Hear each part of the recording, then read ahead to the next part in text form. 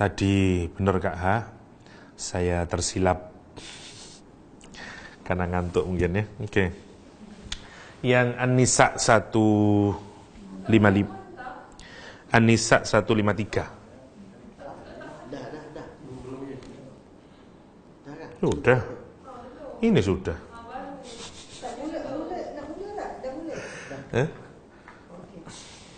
Oke, bismillahirrahmanirrahim. Yas'alunaka ahlul kitab an tunazzila 'alaihim kitaban minas sama'.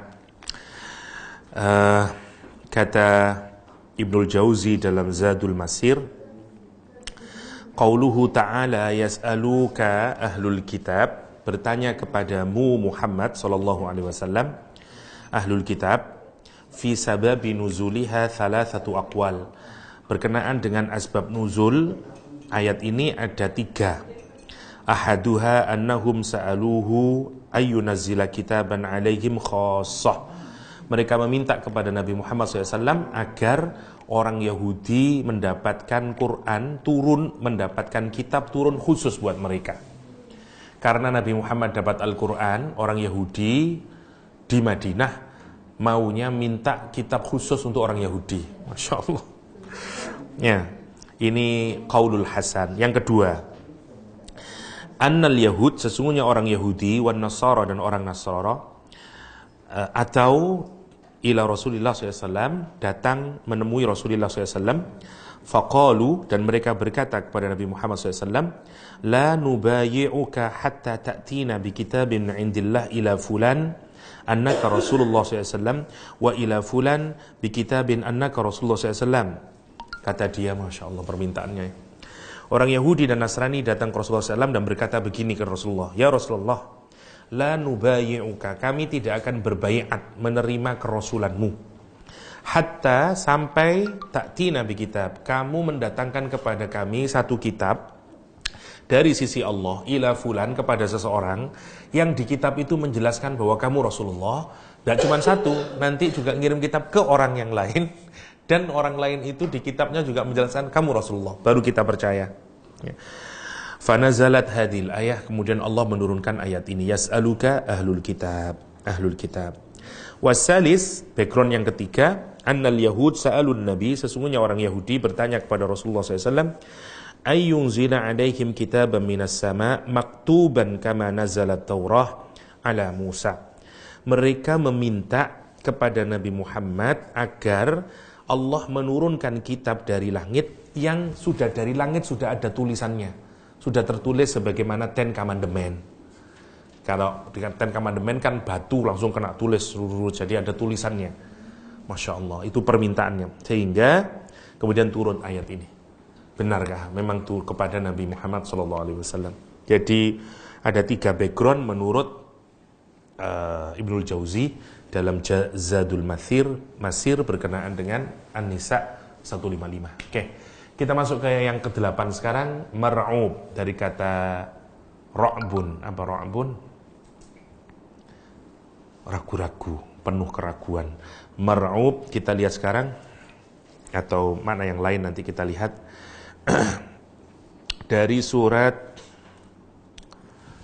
Ali Imran 151.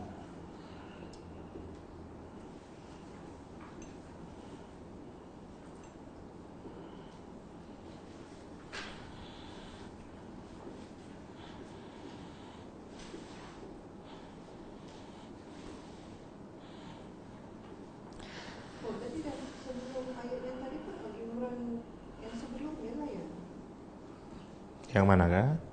Tadi yang 153, 155. Udah? Ya ayyuhalladzina amanu in tuti'ul ladzina kafaru yaruddukum ala aqabikum fatanqalibu khasirin balillah maulakum wa huwa khairun nasirin. Sanulqi fi qulubil ladzina kafaru ru'ba bima asyraku billah ma lam yunazzil bihi sultana wa ma'wahumun nar wa bi'sa mathwad zalimin. Oke. Ya ayyuhalladzina amanu, wahai orang-orang yang beriman, in tuti'ul ladzina kafaru, jika kamu Dari satu berapa itu? 49 ya. Loh, hilang punya saya. Bentar. Keliru pencet.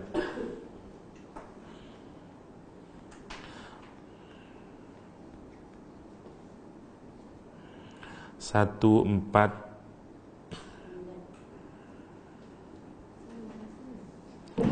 In tuti'ul ladzina kafaru, jika kamu mentaati orang-orang yang kafir, yang kufur, yaruddukum, radda yaruddu, seperti pada kisahnya Nabi Yusuf, rawadat, ya, mengembalikan, atau orang murtad misalnya ya, riddah, yaruddukum, ya, mereka akan mengembalikan kamu, ya, ala aqabikum, ke belakang, maksudnya akan murtad lagi. Percuma, tidak ada gunanya kamu menaati mereka, mereka nanti juga akan mengembalikanmu ke belakang lagi, maksudnya murtad lagi. Fatanqalibu khasirin, dan kita makin merugi. Balillahu maulakum. Jadi kalau mau meminta, kalau mau negosiasi dengan mereka, jangan sampai kamu nurut sama mereka, karena tidak akan ada gunanya sesungguhnya. Itu maksudnya Al-Quranul Karim. Kalau mau minta pertolongan, bergantunglah pada Allah SWT. Balillah maulakum wa huwa khairun nasirin, dan dia sebaik-baiknya penolong, ya. Karena kan banyak sekali sebagaimana yang kita ketahui bersama, orang Nasrani dan Yahudi itu dulu punya keinginan untuk win-win solution lah dengan Rasulullah SAW, ya. Bahkan surat Al-Kafirun turun berkenaan dengan negosiasi mereka yang paling terakhir. Dia bilang, setahun kita beriman, ngikut kamu Muhammad, kita akan sholat sesuai apa yang dilakukan orang Islam, tapi nanti next year kamu ganti yang ikut mereka. Kan enak, win-win solution. Kita nggak akan saling perang-perangan dan segala macamnya. Turun ayat kul ya ayyuhal kafirun. Ayat ini sebenarnya nadanya sama. Kalau kamu naati orang-orang yang kafir, ya mereka nanti akan bergabung kepada kekufuran, murtad lagi, mereka tidak ada gunanya.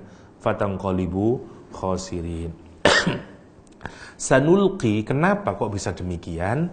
Sanulqi, kami akan memasukkan, ilqa sebenarnya menaruh atau membuang, sama. Sanulqi, kami akan masukkan fi qulubil ladzina kafaru, dalam hatinya orang-orang yang kafir, ar-ru'bah. Ya, ar-ru'bah, rasa takut, rasa bingung, keraguan, namanya ar-ru'bah. Bima asyraku billah, disebabkan kesyirikan mereka kepada Allah Subhanahu wa taala. Ma lam yunazzil bihi sultana. Wa ma'wahumun nar wa bi'sa mathwal zalimin. Saya lihat dulu makna yang lebih dalam ar-ru'bah. Kita lihat dulu sebentar. Ma'ajim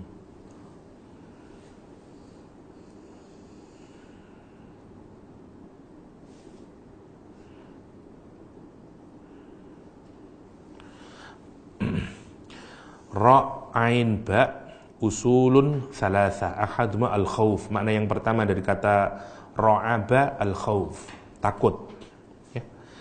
Wathani al mal'u, doyong, incline, tidak punya pendapat yang siqah, ya, kayak kita nyebutnya apa, pelin-pelan, ya. Wal akhar al qad'u, mutus.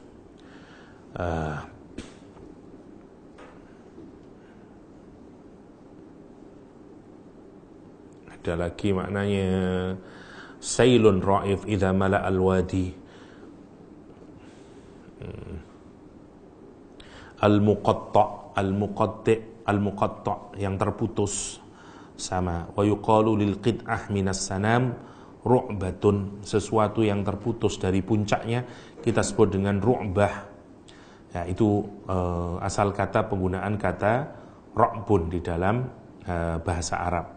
Jadi Allah akan menimpakan kepada orang-orang kufur Quraisy dengan apa? Dengan ar-ru'bah, ketakutan, pelimpan, pikiran yang tidak bisa firm, ya. Itu semuanya adalah makna dari ar-ru'bah. Ya. Makanya kalau kita daftar, mungkin ar-ru'bah inilah yang paling light ya. Kalau kita urut dari yang paling yang paling kecil sampai ke yang paling berat ya. Yang paling ringan sampai ke yang paling berat, karena ru'bah ini hanya rasa takut yang ada di dalam itu, sehingga dia tidak punya kekuatan hati ya. Kenapa? Karena syirik. Maksudnya gini, orang itu punya sabat atau qawi kalau dalam konteksnya Ashabul Kahfi kemarin. Kenapa? Karena iman. Iman itu membuat kita kayak ginilah. Sebenarnya kan gini, kalau kita ini punya pengetahuan yang benar, kita bisa sangat confident ya toh. Kalau pengetahuan kita ini tidak benar, kita ini juga tidak bisa confident. Nah, syirik atau kekufuran atau kemaksiat itu membuat hati kita sebenarnya tidak confident, takut dan segala macamnya. Itu namanya ru'bah,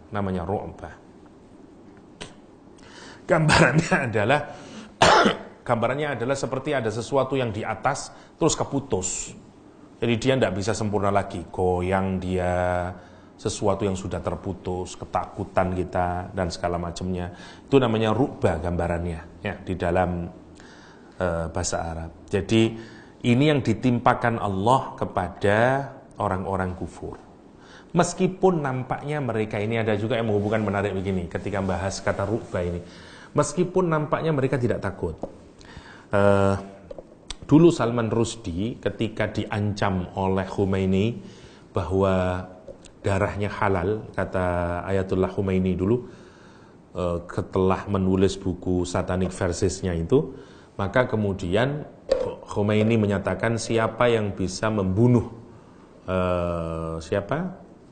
Salman Rushdie akan mendapatkan sekian. Diwawancarai Salman Rushdie oleh salah seorang reporter di Inggris sana, di satu hotel.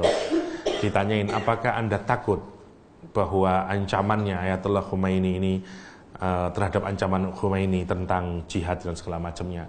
Kata dia, enggak takut, tapi di bawah, jadi mungkin ini di hotelnya, wawancara itu, ada orang naik sepeda motor, ngegas kencang. Jadi ini seperti kayak bom, seperti kayak apalah mungkin dari bayangannya Salman Rushdie. Katanya gemetar Salman Rushdie ya. Jadi dia bilang, saya tidak takut, tapi gini, karena di belakang itu. Artinya dia takut, gitu maksudnya, dengan ancaman itu. Jadi maksudnya, kalaupun orang kafir itu menyatakan tidak takut, sebenarnya dia takut terhadap resiko zaman akhir, atau orang-orang yang hatinya sudah sangat keras, sebenarnya dia takut. Ya. Cuman dia tutupi dengan yang lain. Ya, itu yang menarik untuk kita pikirkan ya. Jadi Allah Subhanahu wa taala menggambarkan kepada kita hati yang mayyit itu, karakternya di sini digambarkan sebagai dia punya penyakit namanya ar-ru'bah atau al-khauf. Ya.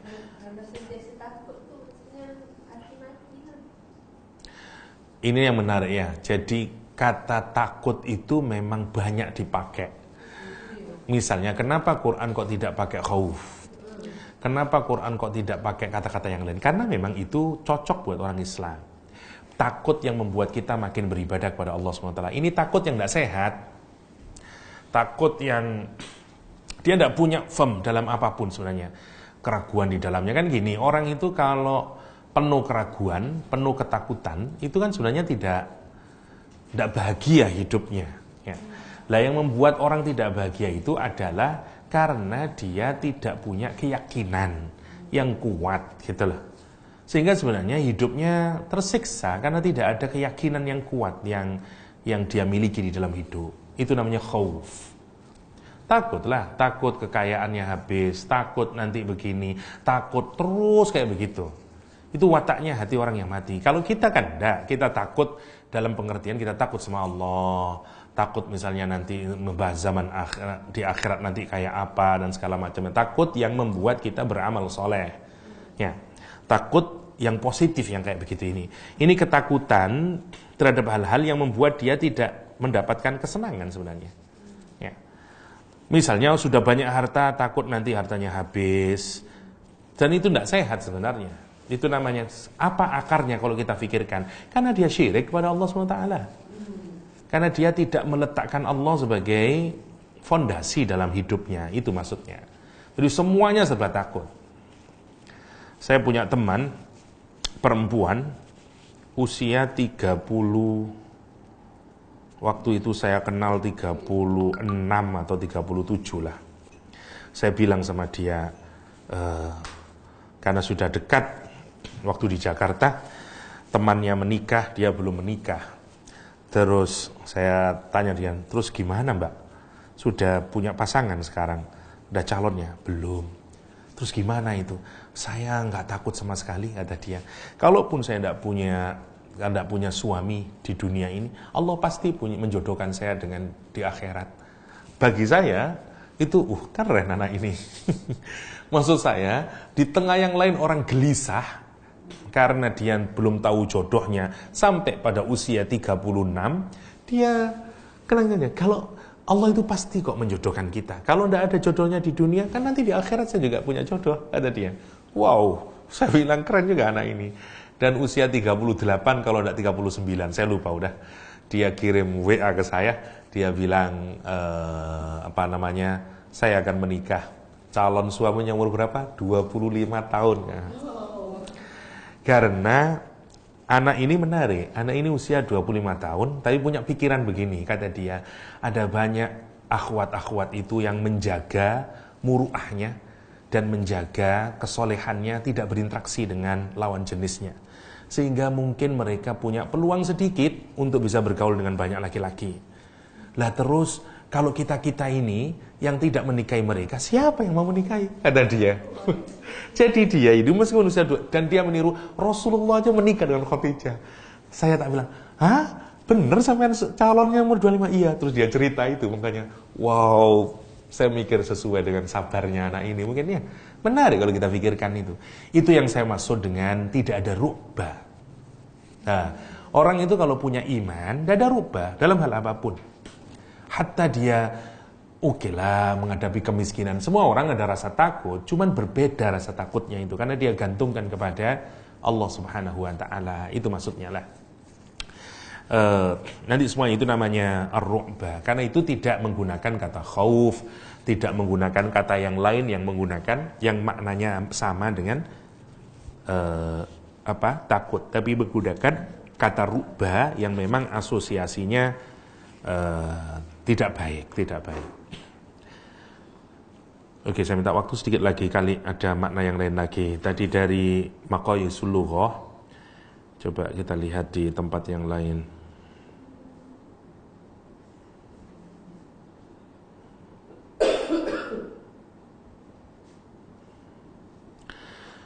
Ada juga yang mengartikan ar-ru'ba al-inqita' min imtila'il khauf. Putus dari rasa takut yang sudah sangat penuh. Ya, apa ini maksudnya? Jadi sudah sangat ketakutan, ya itu puncak ketakutan namanya ru'ba, itulah untuk mudahnya. Ada lagi yang menafsirkan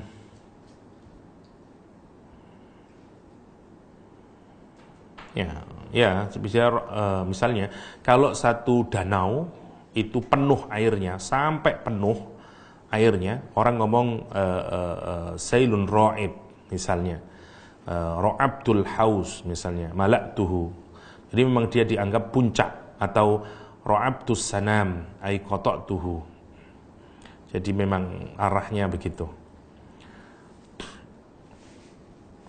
Jangan lagi, satu lagi lah. Penasaran ya. Umdatul Huffaz. Al-khawf aslul inqita'.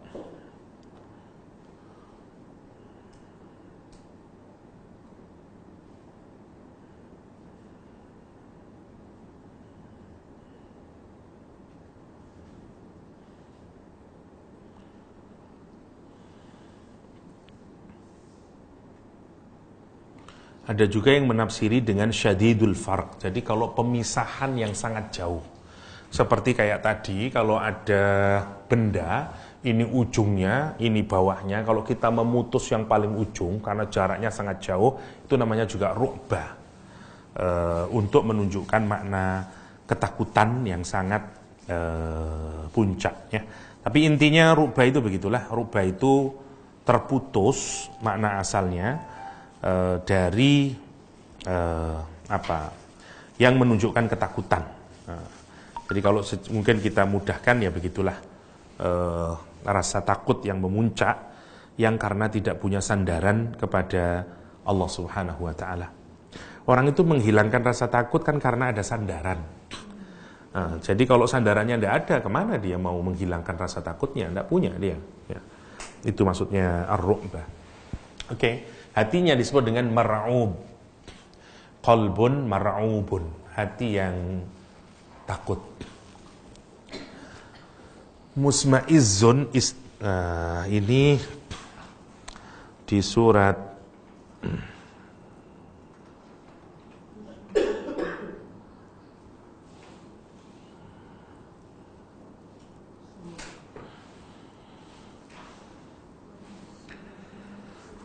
Isma'azzat ya, surat apa itu? Az-Zumar 45. Az-Zumar 45.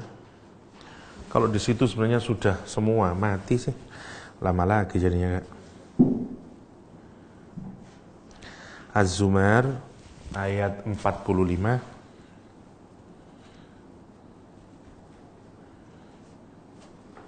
Wa idza dzukirallahu wahdah isma'azzat qulubul ladzina la yu'minuna bil akhirah wa idza dzukira alladzina min dunihi idahum yastabshirun isma'azzat ya,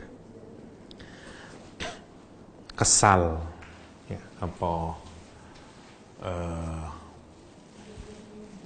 ya kesal apa ya, kata Allah Subhanahu wa taala,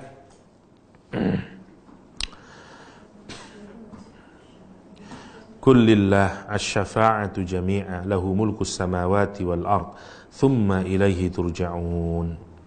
Dari sinilah dari 43 untuk memudahkan maknanya.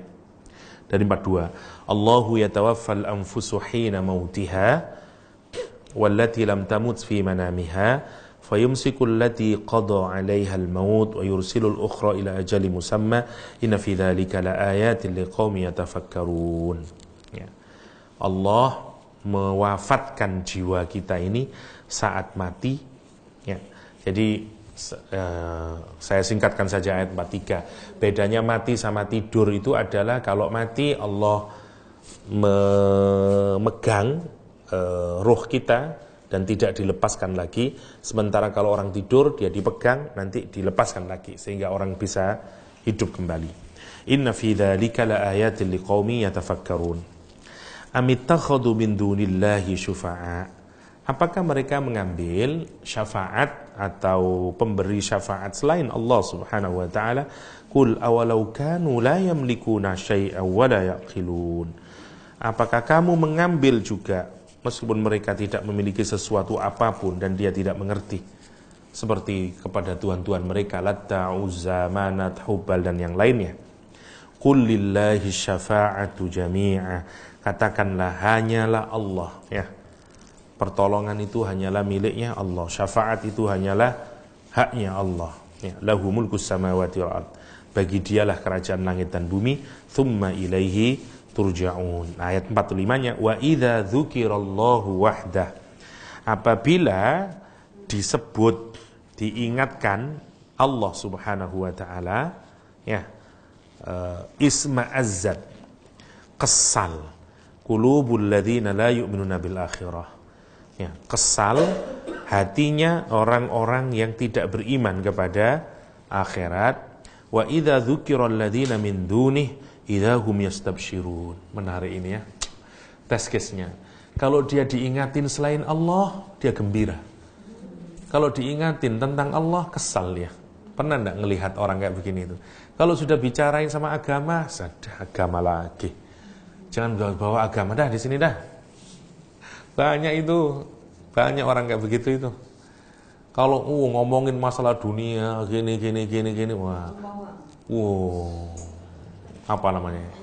Energetik dia, entusiastik dia. Tapi gilirannya gimana terus ini kita sholat di mana ya? Dah sholat tuh dipikir lagi, begitulah. Itu bibit awal hati mati. Menurut saya ini keren ya. Isma'azzat. Jadi mana tadi? Musma'izzun ya.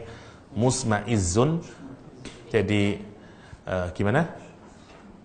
Kalau translation itu segan dan liarlah hati mereka. Apa? Segan.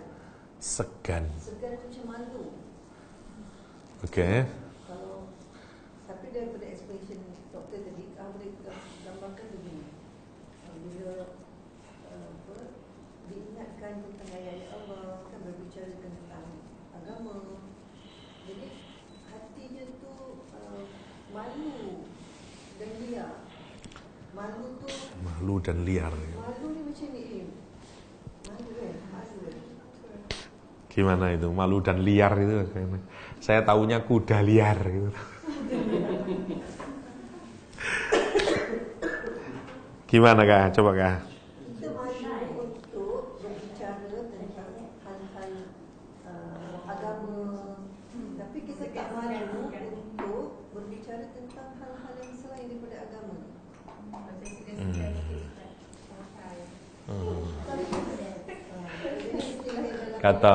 Kata komedian di Indonesia, shy cat kata dia. Malu kucing. Ya, itu kesal. Kesal itu apa ya? Sama dengan itu maknanya. Kalau kesal lain, kesal ni saya Gak senang. tak senang lah sebenarnya. Iya, lah itu kalau tadi apa? Malu dan liar itu gimana? Tapi kalau dia explanation doktor tu, dia faham lah maksud yang dia tulis segan dan liar tu. Oh gitu.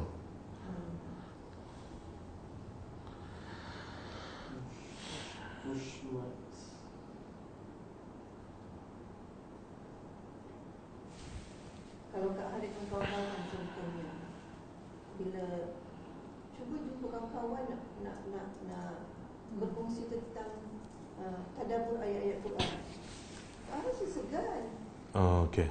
Tapi kalau Kak Har nak masuk dalam cerita tentang apa, tentang baju, tentang kereta kan, tentang politik, tak segan. Ada rasa segan yang menghalang untuk Okey. Saya keliru musma'izzun. Ya. Kena keliru musma'iz. Tadi saya bilang apa ya? Musma'izzun. Kalau maknanya dalam bahasa Arab saya bacakan. Dia dari kata, saya ambil dari Kamus Al-Muhit dari Faira Badi, Asyamzu nufurun nafsi mimma taqrah. Nufur, larinya hati, berpalingnya jiwa dari apa yang dia nggak sukai. Namanya kesal lah, ya dah. Hati kita ini nggak suka terhadap apa yang kita nggak sukai. Berpalingnya hati terhadap sesuatu yang kita nggak suka. Apa namanya? Kesel tak? Kenapa sih kan gitu kan? Nggak selera, nggak senang. Namanya kesal lah Kak. Takut dan liar, saya tidak tahu. Segan. Oke, segan. Mungkin lah segan. Segan kepada orang lain maksudnya. Untuk bicara hal itu. Oke. Kalau di sini nufurul nafsi mimma taqrah. Mimma taqrah. Saya lihat definisi yang lain misalnya ya. Lisanul Arab, kita lihat.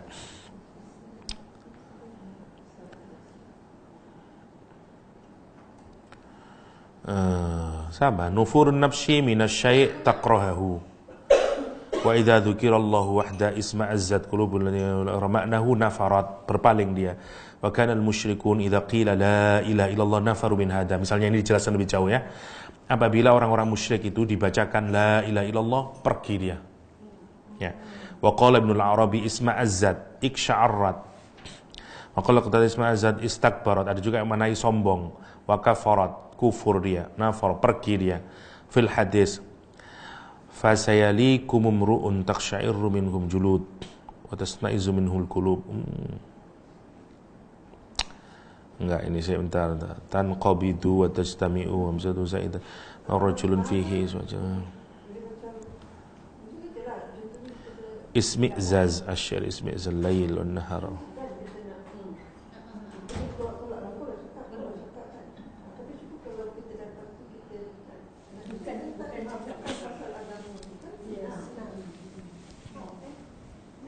Kalau kita yang bicara, kalau kita bicara segan. Ya, saya ngomongnya dari perspektif saya dibicarakan, Kak Hang lihatnya dari orang yang berbicara. Nah, makanya tidak ketemu. Jadi saya ngasih contohnya adalah kalau ada orang bicara tentang agama, saya kesal, gak suka saya. Kalau orang ngomong selain urusan agama, saya happy. KH contohnya, dia yang ngomong. Makanya dari tadi tidak ketemu. Karena saya orangnya, ada orang lain yang membicarakan, menyampaikan, KH-nya yang menyampaikan. Makanya tidak ketemu, karena itu KH mengartikan segan. Segan. Oke. Mungkin kalau saat kita menceritakan kita jadi segan. Tapi mestinya kalau kita kesal kita tidak akan nyampaikan. Kan gitu. Kalau misalnya sebenarnya case-nya di sini ini karena ayatnya berbicaranya itu tentang kalau dia dibicarakan tentang ayat Allah Subhanahu wa taala dia begitu. Ya. Misalnya ayatnya tadi di ayat berapa? Wa idza dzukirallahu wahdah, apabila diingatkan dia tentang Allah, dia kesal. Tak suka dia. Ya, orang yang menerima peringatan. Tapi kalau orang itu sendiri yang bicara, ya mungkin tidak akan bicara karena dia kesal. Ngapain bicara? Ya, jadi kalau segan masih lumayan bagus, Kak. Masih, menurut saya kalau masih segan kita berbicara, dia tidak masuk mayit masih. Karena ini lebih parah karena dia mendengar saja kesal, jadi tidak mungkin dia akan membicarakan, kan gitu. Poinnya di situ. Ya, dia tidak senang dengan sesuatu yang dia hatinya ada perasaan nggak suka kalau ada sesuatu yang dia nggak sukai dibicarakan. Itu intinya. Nah, ini menarik. Saya meletakkan itu yang paling mana yang lebih ya? Takut atau rasa tidak senang? Kayaknya kesal yang nomor 1 ya. Kayaknya musma'izzun ini nomor 1 mestinya. Kalau kita lihat karena itu cuma rasa kesal saja. Karena yang ini sudah takut mestinya lebih dalam daripada sekedar rasa kesal ya. Karena di sini untuk mudahnya al-khauf. Kalau di sini kesal tadi, tidak ada contohnya di sini. Kalau di sini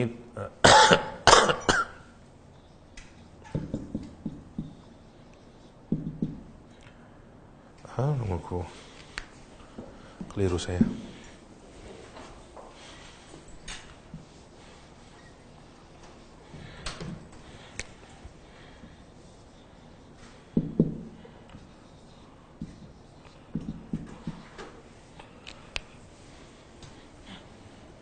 Oke. Sementara, nanti kita cek lagi ya. Takutnya masih keliru. Ya Allah. Kita lanjutkan. Ya Allah. Ada hadis Rasulullah, la tunaffiru wa basyiru, kata Rasulullah SAW ya.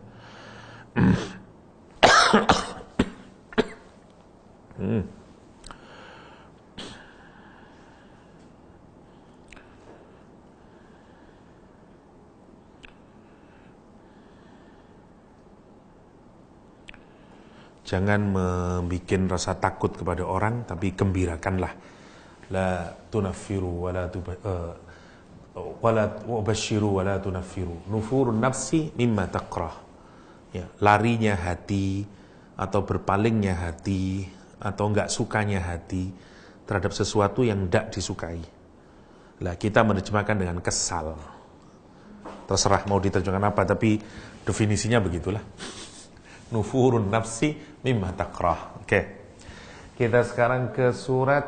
Lah ini sekarang kita lihat 10-11 itu, satu tidak bisa memahami secara mendalam, yang kedua tidak bisa berpikir dengannya. Jadi jelas lang yakil itu lebih rendah daripada yafqah. Nah sekarang mana kira-kira kalau mau kita urutkan yang lebih ringan? Hati yang tidak bisa menyerap informasi, atau hati yang tidak bisa menyerap informasi yang jauh lebih dalam lagi, atau hati yang kesal. Kesal itu berarti masih bisa nerima, ya dah. Buktinya dia kesal. Kalau tidak kesal dia tidak bisa menerima. Ya, berarti mungkin layakil lebih berat dibanding ini, maksud saya. Saya tidak tahu setuju enggak. Karena ini kita merumuskan, Kak. Saya tidak tahu rumusannya, masih.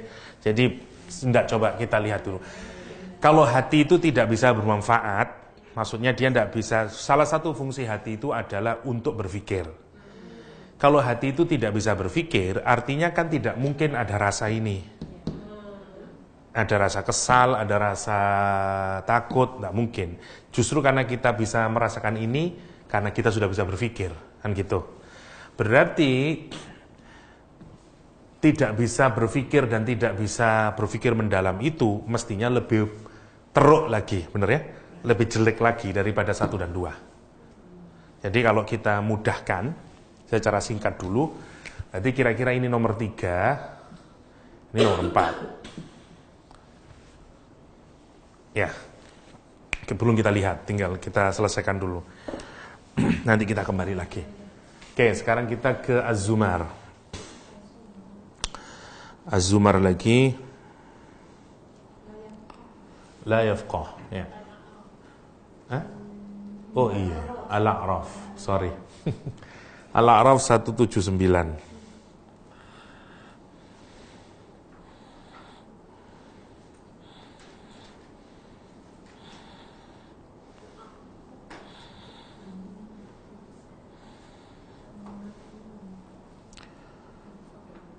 Saya sudah simpan yang di iPad. iPadnya mati, lama lagi kan. 179.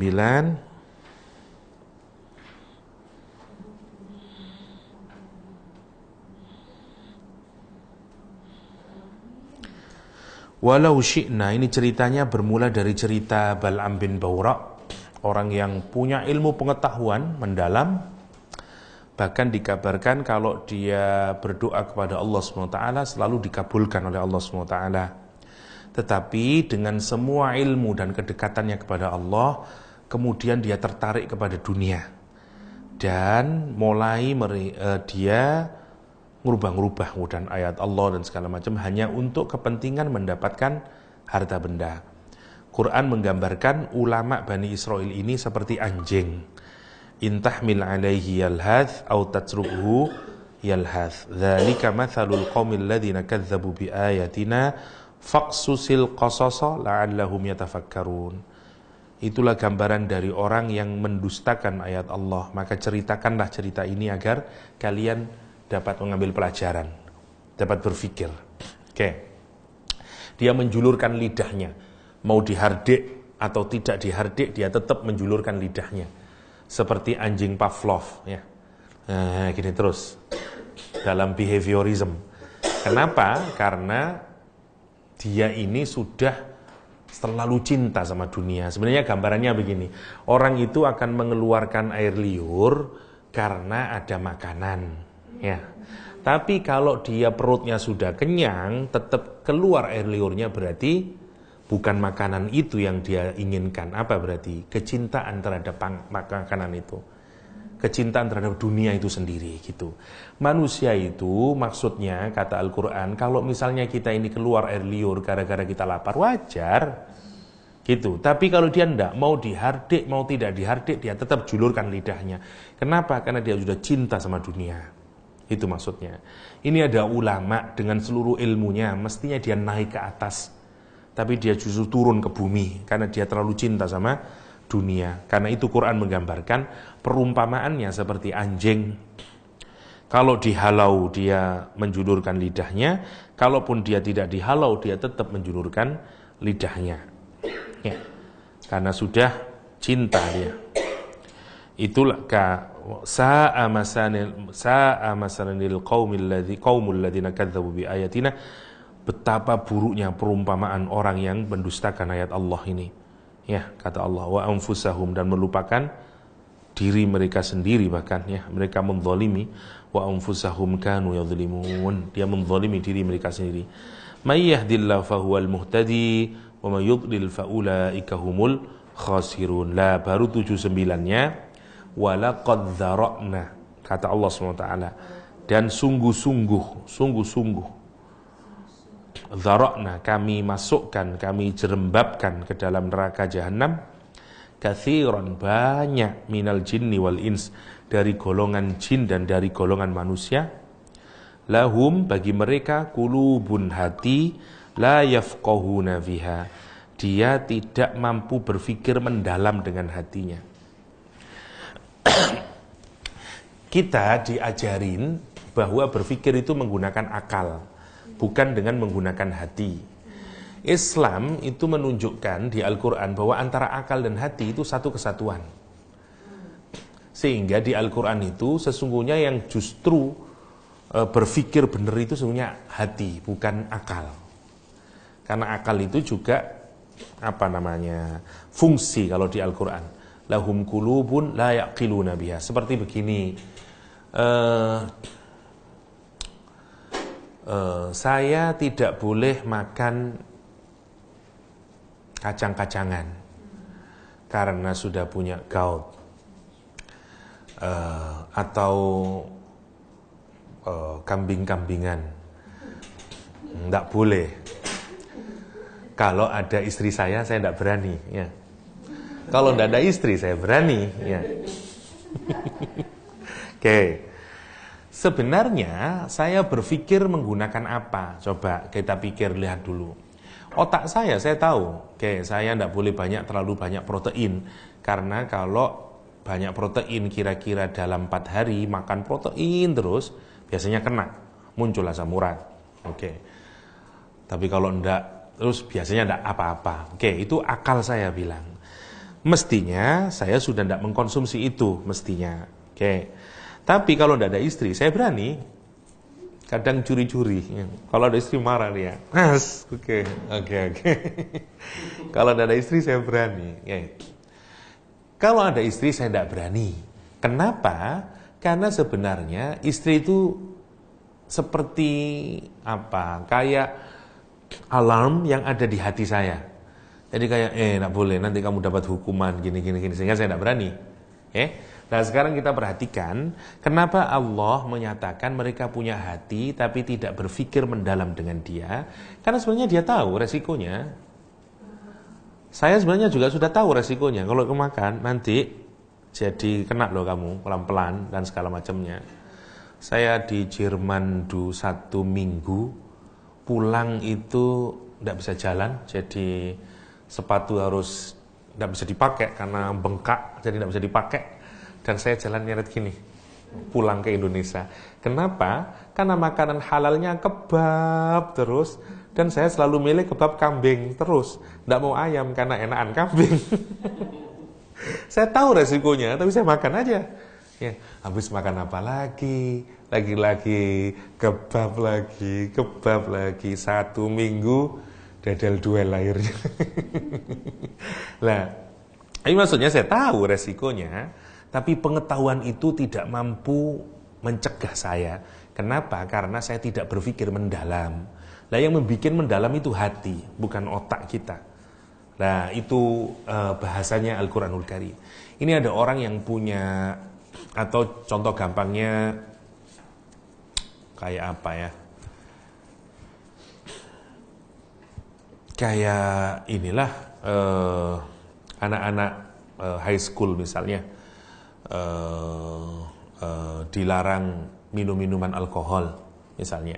Dia tahu kalau itu salah, tapi sepanjang tidak ada gurunya, dia berani melaksanakan. Ya. Tapi kalau ada gurunya, beda. Pengetahuan itu langsung masuk mendalam, gitu. Jadi kehadiran guru itu menjadikan ilmu pengetahuan itu masuk mendalam dan mencegah dia dari melakukan perbuatan tersebut. Itu maksudnya. Nah, yang membimbing kita bisa begitu itu hati. Hati, kayak begitu itu. Itu yang disebut dengan la yafqah. Lahum qulubun la yafqahuna biha. Mereka punya hati tapi tidak berpikir mendalam dengan hatinya. Ini hati yang tidak berfungsi, tidak bisa diajak berpikir mendalam. Kenapa? Karena terlalu cinta. Sama lah contohnya kayak saya tadi itu. Kenapa? Karena terlalu senang. Waduh ini enak ya, tidak apa-apa lah. Kalah hatinya. Itu maksudnya. Sebenarnya bukan begitu. Karena kalau di Indonesia, itu kalau ngaji selalu dikasih makanan. Selepas mengaji. Dan orang Indonesia itu kalau masih makanan, kalau dia menghormati tamu, biasanya isinya cuma 2 rata-rata itu. Sate atau gulai. Gulai kambing atau sate atau rawon. Selalu yang dari meat. Jadi kalau kita ngasih bukan meat, itu kalau konsepnya orang Jawa, itu seperti belum menghormati. Itulah gampangannya. Jadi celakanya begitulah, karena banyak mengaji, nanti dikasihkan lagi, mari Pak Ustadz. Kalau kita makan dikit, Pak Ustadz dikasih lagi. Ya, akhirnya meledak lah gitu ceritanya. Karena kalau makan sedikit, dianggap, wah, gitu. Jadi begitu. Itu jeleknya, itu sudah penyakit para Ustadz, ya susah. Saya, Bu, sudah tidak boleh makan. Wah, tidak apa-apa Ustadz, sedikit Ustadz, tapi lagi. Akhirnya timbullah kecintaan terhadap meat, itu ceritanya, asbabun nuzulnya. Hubbul meat, itu ceritanya begitu. Nah, sama begitu, kita tidak bisa berpikir mendalam kalau kita sudah punya kecintaan. Sama, kalau kita punya kecintaan terhadap dunia, mau kayak apapun urusan akhirat itu tidak masuk. Kita tidak bisa diajak berpikir mendalam ke akhirat gitu. Itu poinnya itu di situ sebenarnya, la yafqahuna biha. Meskipun punya hati, maksudnya begini, kalau akal itu tidak sampai membawa kita ke kesadaran ketuhanan, ke akhirat gitu. Hati yang membimbing ke sana itu. Tapi kalau hatinya tidak berfungsi, tidak dikaitkan ke sana. Atau poin sederhananya beginilah, poin sederhananya. Kalau kita kehilangan sandal di masjid di Surau Al-Ikhwan, kita tidak menghubungkan dengan rencananya Allah Subhanahu wa taala. Itu hanya murni kita hubungkan dengan akal saja. Ini kenapa ya, ini takmirnya kurang bagus ini, bikin security dan segala macamnya. Itu aja. Tapi kalau kita kehilangan sandal di Masjid Nabawi, kita hubungkan dengan hati. Kenapa sandal saya hilang? Salah apa saya kepada Allah ya? Itu maksudnya. Itu jadi langsung ke sana. Itu maksudnya lahum qulubun la yaqiluna. Pertanyaan saya, sebenarnya apakah semua yang terlintas di dunia ini tidak ada hubungannya dengan rencana Allah? Ada. Tapi tidak muncul. Kenapa? Karena lahum qulubun itu kalau kayak gitu masih mudah. Tapi nanti sampai orang melakukan maksiat, dia tidak hubungin sama akhirat. Itu yang bahaya. Itu yang sudah hatinya matilah. Test case untuk hati kita ini masih hidup atau tidak di tanah suci paling gampang itu. Karena nanti semuanya jadi hati berpikirnya itu. Akal itu jadi mati kalau di sana. Kenapa bisa begitu? Karena itu seperti hadiah bagi Allah untuk ngetes hati kita. Menarik, tersandung batu kita, hati kita yang berpikir. Tersandung batu gini, kita mikir, ya Allah salah apa tadi ya? Ya Allah subhanallahirrahmanirrahim. Gitu kita. Kalau di tanah suci, kalau di sini siapa naruh batu ini gitu kita. Ya, menarik kalau di sana itu. Orang kita didorong orang aja kita tidak marah. Kenapa? Karena hati. Didorong orang kita tidak marah. Sabar, sabar. Lagi ikhram. Selesai ikhram dimarahin. Itu maksudnya. La yafqahuna biha, ya. Oke. Walahum a'yunun la yubsiruna biha. Dia punya mata tapi tidak melihat dengannya. Walahum adhanun la yasma'una biha. Dia punya telinga tapi tidak melihat dengan telinganya.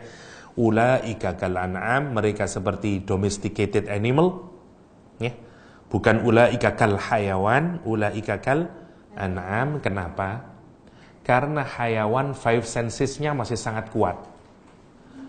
Sementara domesticated animal sudah tidak kuat. Domesticated animal itu tenang, tidak punya, semua sensesnya sudah mulai berkurang. Kalau kita lihat lembu atau kambing, di sebelahnya disembelih, dia tetap aja. Dan beda, misalnya kalau kita lihat burung yang terbang bebas, kalau ada mobil dia cepat Tapi kalau domesticated animal, mau ada kambing ya tetap aja dia tenang aja nih. Karena sensornya sudah berkurang. Lah, itu kenapa Allah menyatakan gitu? Karena kita bisa lebih buruk dari binatang ternak. Kapan? Kalau semuanya itu, hatinya sudah tidak berfungsi, telinganya sudah tidak berfungsi, matanya sudah berfungsi sih, tapi lebih buruk daripada binatang ternak. Binatang ternak masih berfungsi, ya dah. Meskipun dia, tapi kata Al-Quran dia bisa lebih buruk dari itu. Balhum adhal, bahkan lebih buruk dari itu lagi. Ulaika humul ghafilun. Mereka itulah orang yang ghafil, orang yang unaware, ya, dari peringatan Allah Subhanahu wa taala. Ya, itulah yafqah. Yang lebih rendah lagi namanya la yaqil. La yaqiluna biha. Sama model ayatnya, cuman kalau ini la yafqahuna biha, kalau ini la yaqiluna biha. Pantas karena ini lebih buruk dari binatang. Yang di bawahnya mungkin lebih baik sedikit lah. Dia tidak bisa berpikir mendalam, tapi masih bisa berpikir sedikit. Itulah yaqiluna biha. Seperti di surat Al-Hajj ayat 46.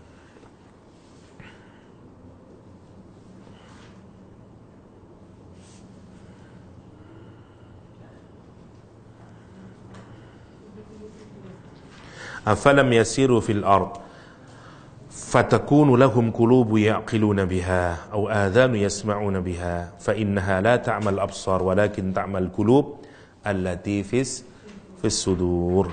Afalam yasiru, mengapa engkau tidak pergi, ya, mengembara di bumi ini? Boleh, ya. Salah satu perintah Al-Qur'an itu adalah siru fil ard fanzuru kaifa kana akibatul mukadzibin. Berjalanlah di muka bumi, travel, enggak apa-apa. Tujuannya untuk apa? Tujuannya untuk melihat bagaimana Allah menghukum orang-orang yang berdusta. Penting itu. Melihat situs-situs yang membuat kita kemudian punya kesadaran kepada Allah SWT. Boleh. Boleh. Jadi kalau kita melakukan travel tujuannya kayak begitu, itu bagus. Ya, jangan tujuannya misalnya ke Turki. Oke lah, ngelihat Hagia Sophia. Dulunya ini adalah gereja, sekarang jadi masjid, tapi sekarang jadi museum lagi misalnya. Bolehlah, karena itu mengingatkan kita, ya, ke kehancurannya, apalah Efesus misalnya, ya, dan segala macamnya. Good, ya, good, boleh. Afalam yasiru fil ard fatakunu lahum, tapi ada orang yang meskipun melakukan perjalanan di muka bumi, fatakunu lahum qulubun yaqiluna biha, ya, Masya Allah, ya, hati akal mereka biar dapat memahami, ya. Kenapa sih ada orang yang tidak bisa memahami? Kurang berjalan dia, kurang ngomper dia. Ini penting untuk contoh, ya. Kenapa kita penting untuk melihat di luar kita, maksudnya karena itu akan widening our horizon dalam kita berpikir. Orang Amerika menarik kalau kita perhatikan. Orang Amerika itu banyak yang miopik cara pandangnya, sangat narrow, sempit sekali cara pandangnya itu dibanding orang-orang yang di luar negara maju. Kenapa? Karena orang Amerika itu mencukupkan diri dengan apa yang mereka miliki saja, dan dia tidak merasa butuh dengan yang lain. Kenapa? Karena dia melihat semuanya itu inferior bagi dia. Contoh katakanlah, mereka cuman mengkonsumsi CNN, Fox, itu aja. Kita nonton semuanya. TV 9, Al Jazeera, CNN, dan segala macam. Sehingga kita punya warna-warni melihatnya itu. Itu berbeda pandangannya. Dan semuanya. Makanya orang Amerika pertanyaannya lucu-lucu kadang. Mangkel saya kadang, marah, kesal rasanya kadang. Ada orang bule yang terlaluan itu tanyanya, ada mall di Indonesia? Itu kan keterlaluan tuh. Ada orang tanya begitu itu. Ada McDonald di Indonesia? Pertanyaannya itu bisa kayak begitu. Bagi kita tidak mungkin pertanyaan itu ada. Kenapa? Karena dia itu ngelihat negeri yang lain itu. Kan itu yang saya sebut dengan kenapa? Fasiru fil ard. Dan dia nggak tahu, maka semua pemandangannya, semua maksud saya, semua pikirannya itu hanyalah dikonstruk dari apa yang dia fahami. Lah, makanya kadang kita ndak menyalahkan ya kenapa orang Amerika misalnya benci sama Islam.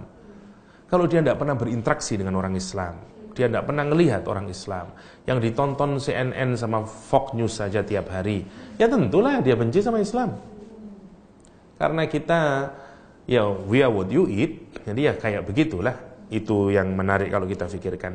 Itulah kenapa kita disuruh fasiru fil ard, biar kita expand, ya. Yang menarik.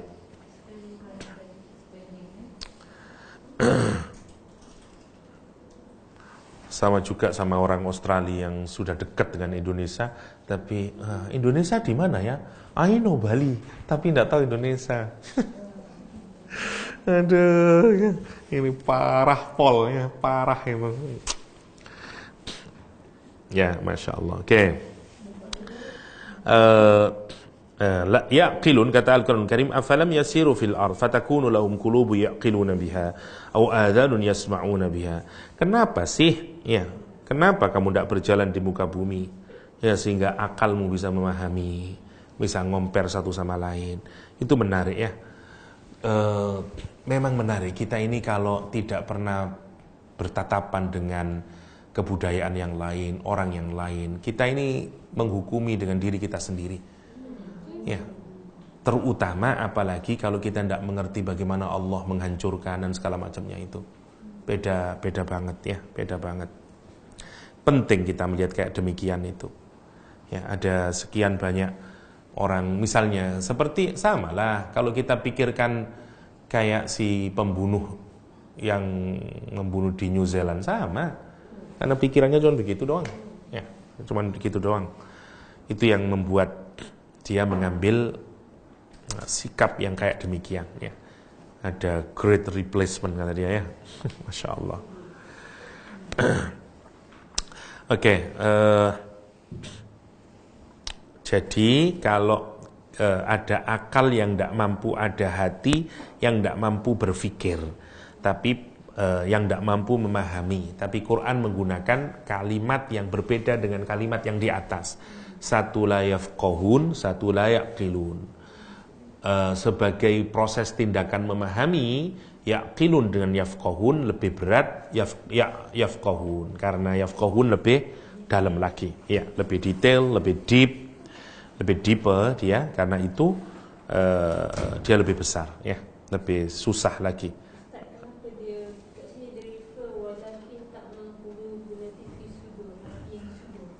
Ya. Walakin ta'mal qulub allati fis sudur. Seperti bahasan kita kemarin, ya, karena memang qulub ada di dalam sodar. Ya. Kan sodar paling luar, habis sodar baru qalb, ya. Karena memang hati yang ada di dalam dada. Tapi sekali lagi, apakah dada itu yang masukkan ini? Kita ini punya dua komposisi ya, yang jasmani sama yang ruhani ya. Oke. Akan tapi kata Al-Qur'an, kenapa kok bisa demikian? Bukan matanya yang tidak bisa melihat, matanya bisa melihat. Tapi mata yang ada dalam hatinya itu loh yang tidak bisa melihat. Jadi ada basor, ada ain istilahnya, ya. Atau ada basor, ada basirah, ya. Sama, ada hati dalam pengertian jantung yang sehat, Mungkin kalau dicek ke dokter jantungnya sehat, tapi jantungnya tidak bisa memahami.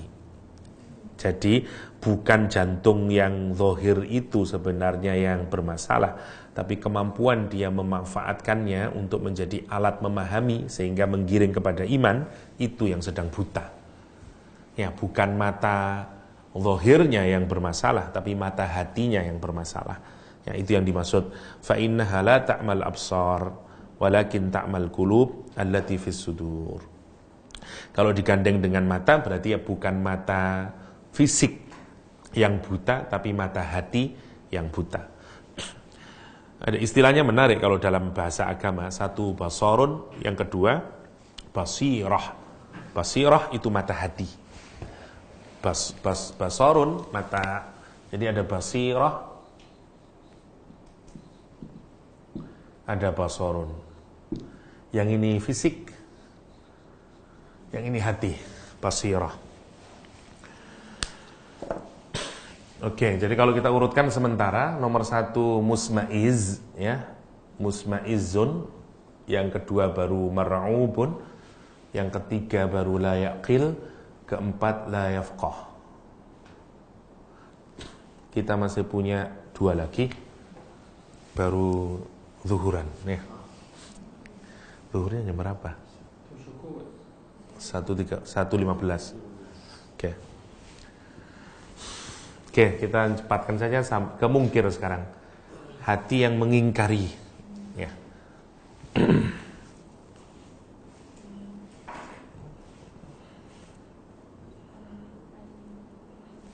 Hati yang mengingkari An-Nahl 22.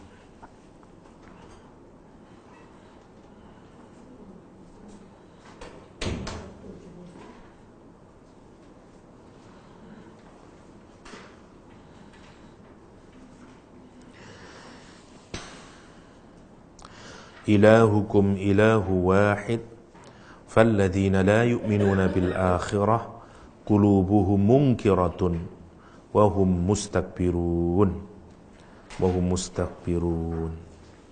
walladzina yad'una min dunillah la yakhluquna syai'an wa hum yukhlaqun amwatun ghairu ahya' wa ma yash'urun ayyana yub'atsun. Masyaallah, ya.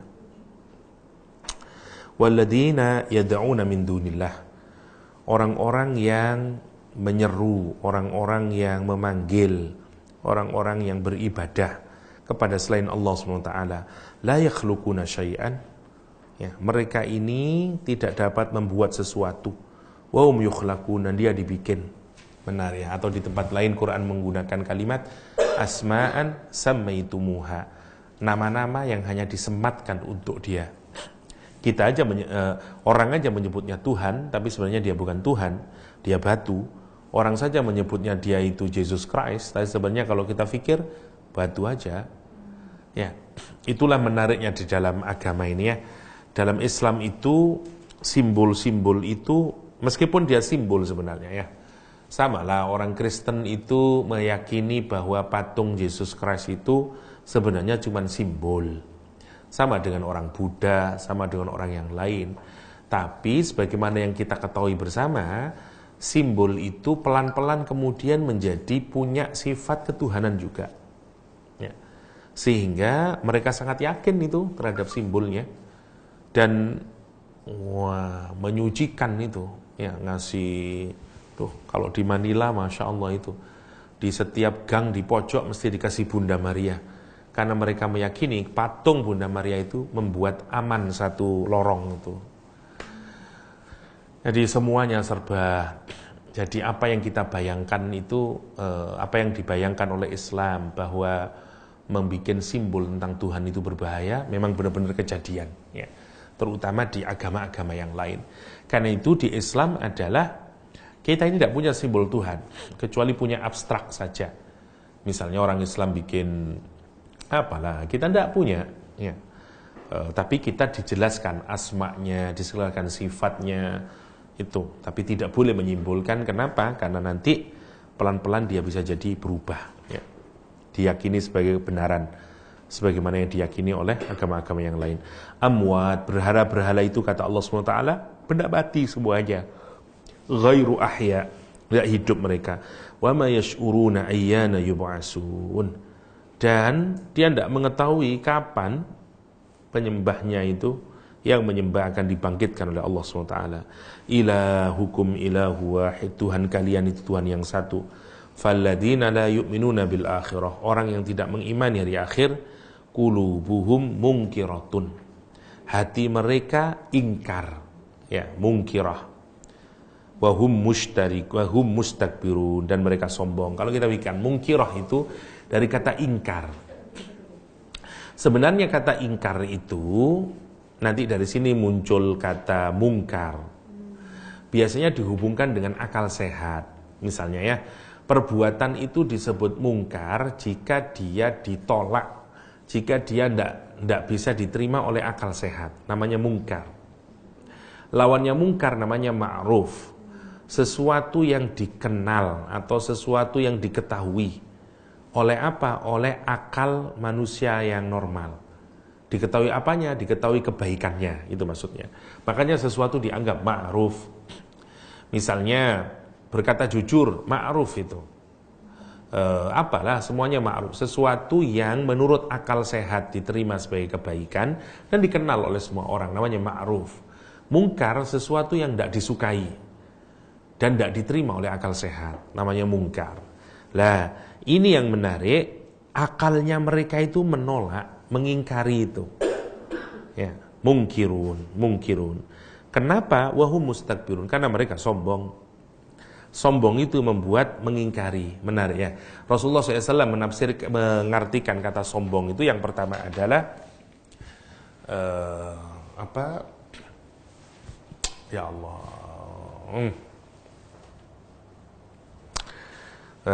Kok lupa saya.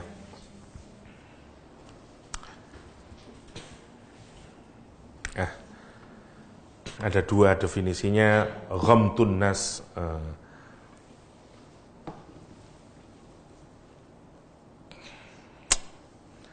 Ya Allah, saya cari di internet aja lah. Kok lupa saya, ya Allah.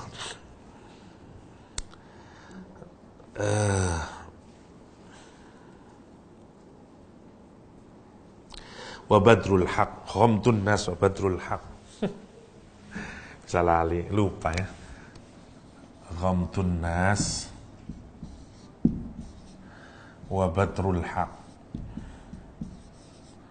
Nah, ini definisinya sombong menurut Rasulullah Sallallahu Alaihi Wasallam. Ya. Jadi kalau ingin tahu apakah sombong itu, yaitu cirinya dua itu. Al-kibru, ya, sombong itu adalah ghabtun nas, nganggap rendah manusia, yang pertama. Yang kedua, badrul haq, menolak kebenaran. Awalnya kenapa kita nolak? Karena kita nggak merendah. Kalau kita sudah nganggap rendah orang, pasti apapun yang dia ucapkan kita tolak. Ya, makanya menarik definisinya Nabi itu, al-kibru ghabtun nas wa batrul haq, kata Rasulullah SAW. Dan itu tepat, memang begitulah ya. Kesombongan itu begitu. Kesombongan, batrul haq wa ghamtun nas, nolak kebenaran, merendahkan orang lain, merendahkan manusia. Nah, sekarang kita lihat ayat yang tadi persis sama. Anda lihat, kenapa dia mengingkari? Mengingkari itu berarti menolak, ingkar itu berarti batrul haq. Kenapa? Karena mustakbirun, karena dia sombong. Kenapa sombong? Karena dia merendahkan, kan begitu. Ya, jadi hati berikutnya itu adalah hati yang ingkar. Hati yang mengingkari kebenaran karena dia sudah sombong duluan. Dia tidak mau meskipun itu benar, dia ingkari itu. Dia ingkari. Tentu mungkir lebih berat daripada sekedar tidak bisa berfungsi. Karena sebenarnya dia berfungsi, tapi dia ingkari itu. Ya, karena ada penyakit yang lain yang lebih besar, yaitu sombong. Jadi oke lah. Mungkir bisa kita letakkan di nomor 5 memang. Oke. Tinggal satu lagi, yaitu Surat Al-Mu'minun 63.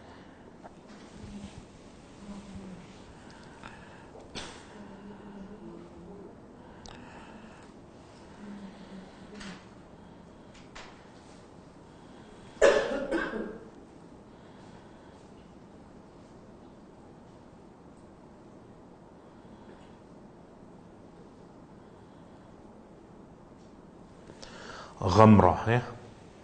Ghamara dari kata ghamara, maghmurun, hati yang maghmur.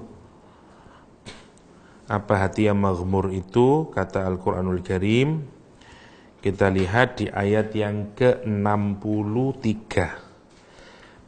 Wala nukallifu nafsan illa wus'aha waladaina kitabu yantiku bil haqqi wa hum la yudhlamun. Bal qulubuhum fi ghamratin min hadha wa lahum a'malun min duni dzalika hum laha 'amilun. Kata Al-Qur'an Karim.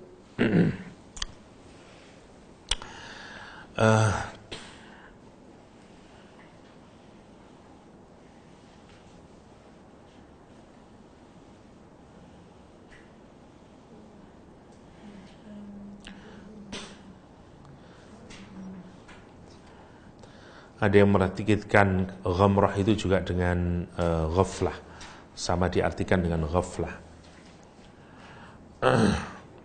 Saya belum Al-Mu'minun dalam ayat 63.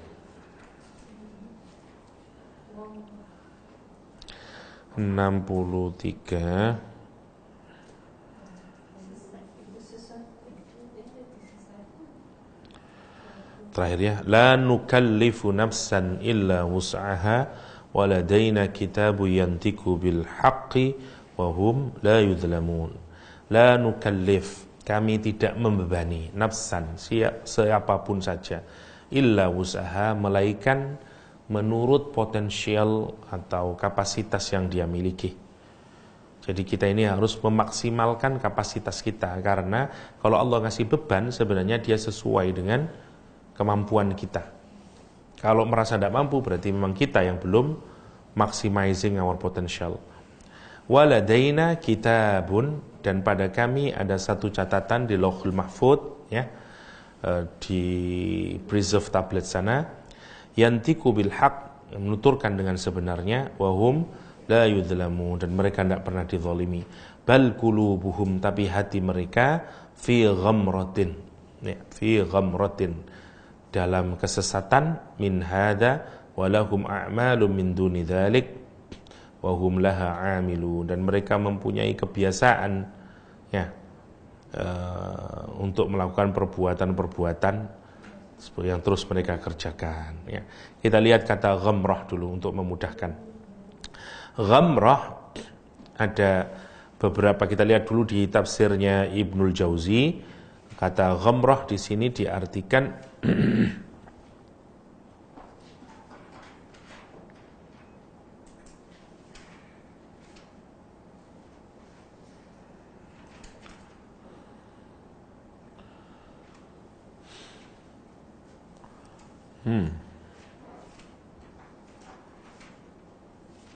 fi qala muqatil fi ghaflatin 'anil iman bil Qur'an.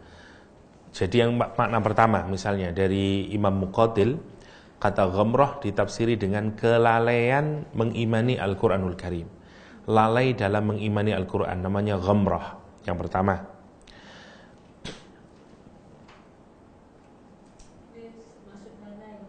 Lalai, diartikan lalai. Tapi kalau kita lihat dari pemaknaan bahasa, yang dimaksud dengan ghamara ya, adalah yadullu ala ta'tiyatin wa sitrin fi ba'di syiddah. Kata ghamara itu merujuk kepada penutupan sesuatu dengan amat sangat ya. Kalau ada sesuatu yang ditutup dengan amat sangat namanya ghamara.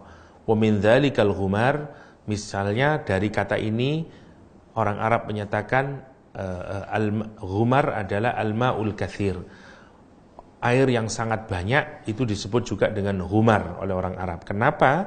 Wa summiya dzalika li'annahu yaghmuru ma tahtah. Karena air yang banyak itu menutupi apa yang ada di bawahnya. Jadi idenya kata ghamara itu menutupi sesuatu. Ya. Karena itu air yang sangat banyak dianggap ghumar. Kenapa? Karena dia menutupi yang ada di bawahnya. Ya. Summa yushtaku min dzalika fayuqalu farasun ghumar. Ya. Syubbiha jazyuhu fi kathratihi bil ma'il ghamar. Terus kemudian digunakan juga kalau kuda itu banyak gerakannya, wah mumet gini, seperti kuda yang belum ditundukkan, ya, kuda liar, itu juga disebut dengan kuda ghumar, ya, ghumarun, ya, kata ghamrun, ya. Wa yuqalu lirrijali mi'ta' Umar wa huwa ghumarur ridda. Qala katil ghumarur ridda idza tabassama dhahikan. Udah itu udah. Oke, kalau dari situ kita bisa mendefinisikan atau menyimpulkan kata ghumar itu maknanya adalah diselimuti dalam kelalaian, hatinya berada di dalam ketertutupan, itu maksudnya lah. Sehingga banyak kekacauannya, seperti kuda tadi yang banyak gerakannya, sehingga dia kacau seperti tertutup, kira-kira begitulah. Itu namanya ghamrah. Kalau air, berarti airnya begitu sangat banyak, sehingga semuanya tertutup, kira-kira itu. Jadi idenya itu sebenarnya ide dasarnya menutup. Air itu kalau misalnya ini penuh air, semuanya menjadi tertutup, tidak kelihatan semuanya. Jadi qulubuhum fi ghamratin itu seakan-akan hatinya itu terus dipenuhi dengan sesuatu yang menutup sebenarnya semuanya. Itu namanya ghamrah atau kalau hatinya disebut dengan maghmur. Oke, kalau kita lihat sekilas sekarang, maghmur berarti juga ada penutup, tapi dia lebih light kalau kita bandingkan misalnya dengan muqaffal, makhtum, matbu', ya. Sama-sama ada penutupnya. Tapi contohnya di dalam Al-Quranul Karim kalau kita lihat tidak terlalu kelihatan, ya. Tidak terlalu kelihatan keras maksud saya. Bal qulubuhum fi ghamratin min hada wa lahum a'malun min duni dzalika hum laha 'amilun. Jadi tetap tertutup, tapi ide dasarnya tetap tertutup. Jadi kalau kita lihat makna yang tertutup, maghmur tertutup, mughlaf juga tertutup, makhtum juga tertutup, maknun apalagi, ya sudah tertutup Pak, tambah ada qasin, ron. Mungkin kayaknya maghmur mestinya di bawah maghmur di bawah qasin menurut saya. Saya tidak tahu jenengan setuju atau enggak.